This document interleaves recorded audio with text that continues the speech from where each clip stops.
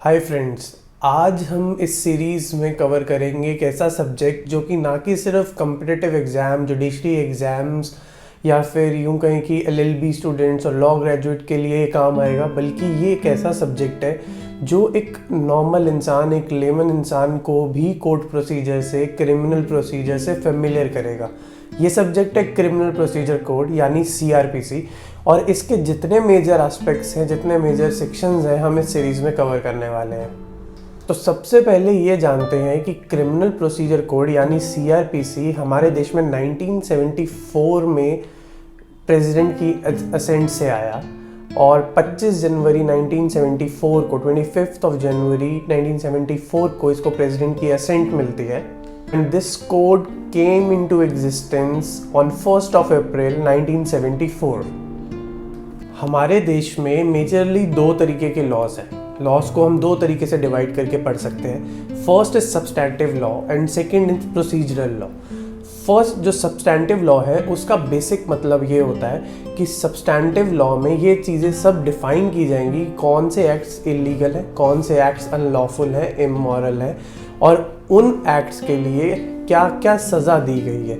For example IPC is substantive law, और उसमें अगर थेफ्ट के बारे में लिखा है तो थेफ्ट को पूरा एक्सप्लेन किया है, डिफाइन किया है कि थेफ्ट क्यों गलत है, कैसे गलत है और उसमें क्या सज़ा हो सकती है। ऐसे ही ऑन द कॉन्ट्रेरी या फ्लिप साइड अगर हम देखें कॉइन की, तो दूसरा जो लॉज आते हैं वो आते हैं प्रोसीजरल लॉ। और कोड ऑफ सिविल प्रोसीजर या क्रिमिनल प्रोसीजर कोड जो हम आज पढ़ रहे हैं सीआरपीसी, वो प्रोसीजरल लॉ में आते हैं, जिनमें डिफाइन होता है कि कोर्ट्स किस तरीके से वर्क करेंगी, उनका प्रोसीजर क्या रहेगा क्रिमिनल केसेस में for CrPC and for civil cases it's CPC.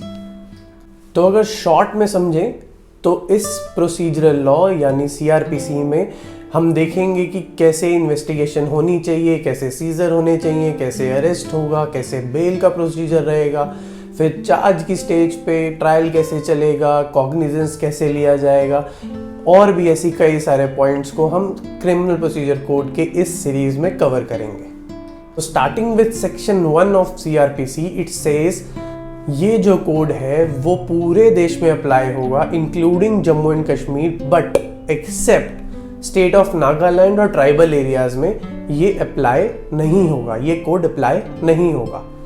लेकिन स्टेट गवर्नमेंट्स के पास ये पावर है, अगर वो चाहे तो इस क्रिमिनल प्रोसीजर कोड का कुछ हिस्सा या फिर सारा का सारा हिस्सा या सारा का सारा कोड को ही उन एरियाज में भी अप्लाई कर सकते हैं जहाँ पे ट्राइबल एरियाज हैं। तो ये टोटली डिपेंड करता है स्टेट गवर्नमेंट पे। अदरवाइज ये पूरे इंडिया में, ऑल ओवर इंडिया ये कोड अप्लाई होता है।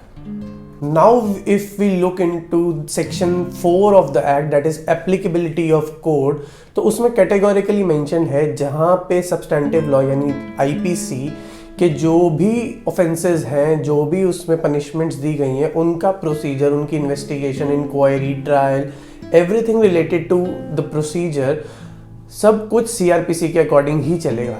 बट लेकिन अगर किसी स्पेशल एक्ट में, किसी स्पेशल एनेक्टमेंट में ये कैटेगोरिकली मेंशन्ड है कि इसके जो प्रोसीजर्स हैं वो इसी एक्ट के हिसाब से चलेंगे, तो उस केस में सीआरपीसी लागू नहीं होगा और उस एक्ट का प्रोसीजर ही लागू होगा। For example 1996 supreme court in the matter of CBI versus Rajasthan observe that foreign exchange regulation act is a special law. और जहाँ जहाँ पे भी स्पेशल लॉ इनैक्ट हुआ है, लेजिस्लेचर स्पेशल लॉ लेकर आया है और उस लॉ में स्पेसिफिकली मेंशन्ड है कि इस एक्ट के अंडर जो भी ट्रायल चलेगा वो इस पर्टिकुलर प्रोसीजर से चलेगा, then CrPC will not prevail there. उस स्पेशल लॉ का प्रोविजन ही रन करेगा, प्रिवेल करेगा।